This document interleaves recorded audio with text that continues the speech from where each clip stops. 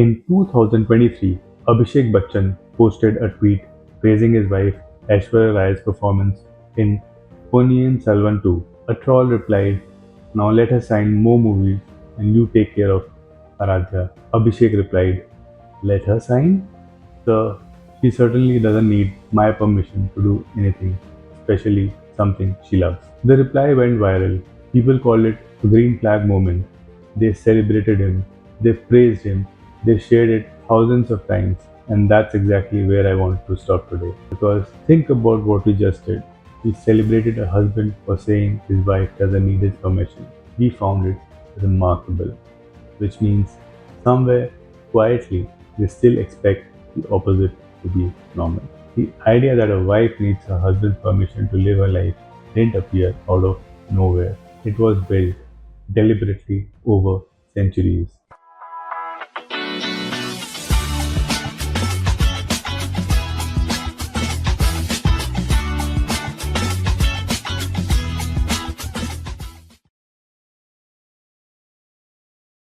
For most of human history, women had no legal identity of their own after marriage. In India, a woman moved from her father's house to her husband's house, from one man's authority to another. She didn't own property, she couldn't sign contracts, she had no financial independence.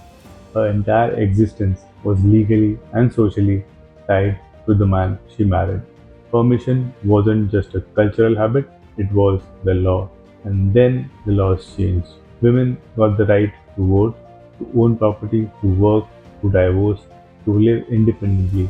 On paper, everything changed. But here's the thing about centuries of conditioning. It doesn't disappear when the law changes. It just goes underground. It stops being written down and starts being passed down from mother to daughter, from mother-in-law to daughter-in-law, from one generation to the next, quietly, invisibly, disguised as tradition, as respect, as the way things are done in our family. The law gave women freedom. The culture didn't get the memo. Let's be very specific about what we're talking about when we say permission. A wife wants to take a job. She asks her husband if it's okay. A wife wants to visit her parents. She waits for her husband to agree. A wife wants to start a business, take a course, meet a friend, cut her hair, wear a particular outfit, and somewhere in that process, there is a moment where she is waiting for a nod, an approval, a green light from someone else to live her own life. Now let's ask the uncomfortable question. Does the husband do the same? Does he ask his wife's permission before accepting a job offer, before making a financial decision, before choosing how to spend his weekend? In most households, no. He discusses it, perhaps. He informs her, but the framing is completely different. He is not asking for her permission. He is the one who gives it. And here's what that gap reveals. In a marriage where one person gives permission and the other asks for it, there are not two equal partners. There is an authority and a subject. There is a parent and a child. And we called it a marriage. Now, some husbands feel the same way, who need approval for the things they love. But when a husband needs his wife's permission, it's usually called a controlling wife. Society notices it, people comment on it, his friends feel bad for him. It's seen as something unusual, something wrong. When a wife needs her husband's permission, it's called tradition, it's called respect, it's called the way things are done. Nobody notices it because it's expected. Same dynamic, completely different social response. That's the real gap.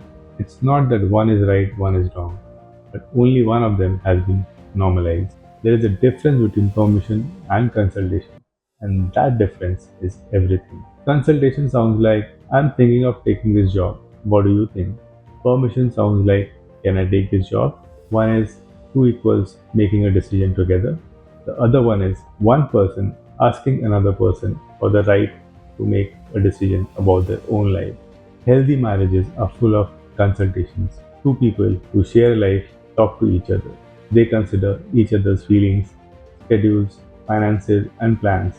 That's not just normal, it's essential. But the moment that conversation shifts from "what do you think" to "is it okay if I," the entire power structure of the relationship has been revealed. Because here's the truth, You don't ask permission from your equal, you ask permission from your superior. And the fact that even today, millions of Indian women ask their husbands for permission every single day for things as small as visiting a friend or as large as pursuing a career tells us exactly what kind of equality exists in those marriages. Let's talk about what this actually costs, not philosophically, practically. Priya was a graphic designer before her marriage, good at her work, enjoying it, building something. After the wedding, her husband's family felt it was better if she stayed home. He didn't insist she quit. He just never actually supported her continuing. There was no explicit permission denied. There was just a slow, quiet withdrawal of support until continuing felt harder than stopping. She stopped. 10 years later, Priya is raising two children in a house she didn't choose, in a city she moved to for her husband's career, doing work she never wanted to do. She is not unhappy exactly, but she is not who she was going to be. This is how permission operates at its most invisible. It doesn't always look like a husband saying no. Sometimes it looks like a husband never saying yes, never encouraging, never creating space, never treating her ambitions as equally important as his own. The cost is not just a job or a career, the cost is an identity, a sense of self, the quiet, irreversible erosion of who a woman was before she became someone's wife. And we don't talk about this cost because she is not suffering dramatically, because there is no villain to point to, because it happened slowly enough that everyone, including her, has forgotten what was lost. Now let's go back to that tweet. Abhishek Bachchan said, "She doesn't need my permission to do anything, especially something she loves." And we celebrated him. But we shouldn't have needed to celebrate him. What he said should be so obvious, so baseline, so completely unremarkable that no one would have thought to praise it. The fact that it went viral, the fact that thousands of people called it a green flag, shared it, saved it, sent it to their partners, tells you everything about where we actually are. We are in a world where a husband saying, "My wife is a free person," is considered exceptional behavior.